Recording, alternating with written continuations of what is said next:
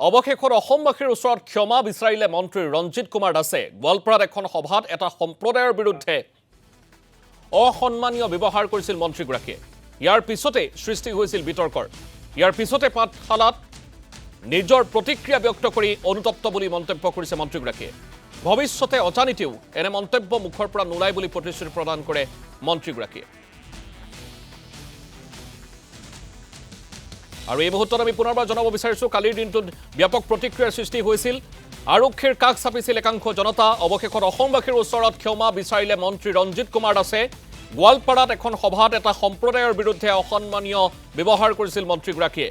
ইয়াৰ পিছতে সৃষ্টি হৈছিল বিতৰ্কৰ। ইয়াৰ পিছতে পাঠশালাত নিজৰ প্ৰতিক্ৰিয়া ব্যক্ত কৰি অনুতপ্ত বুলি মন্তব্য কৰিছে মন্ত্ৰীগৰাকীয়ে।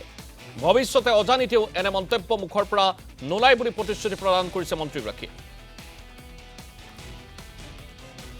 জিলাৰ বামুণী গাঁৱত মোৰ প্ৰাক্তন সতীৰ্থ সাংবাদিক বন্ধুসকলৰ লগত মই যেতিয়া বাৰ্তালাপত আছিলোঁ আৰু বাৰ্তালাপৰ সময়ত তাত মোৰ মুখৰ পৰা এটা অসাংবিধানিক শব্দ এটা প্ৰকাশ হৈছিলে।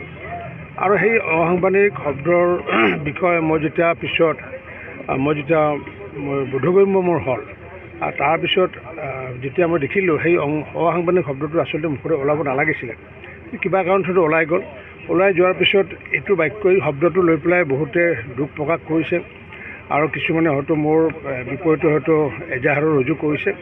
গতিকে যিসকলে এজাহাৰ ৰুজু কৰিছে বা যিসকলে দুখ প্ৰকাশ কৰিছে, আৰু দুখ প্ৰকাশ কৰাটো স্বাভাৱিকে, কাৰণ কিয় সেই শব্দটো আচলতে মোৰ মুখৰ পৰা স্লিপ অফ টাঙে হওক বা যি কাৰণতে ওলাই গ'ল, তাৰ কাৰণে মই নিজে অনুতপ্ত।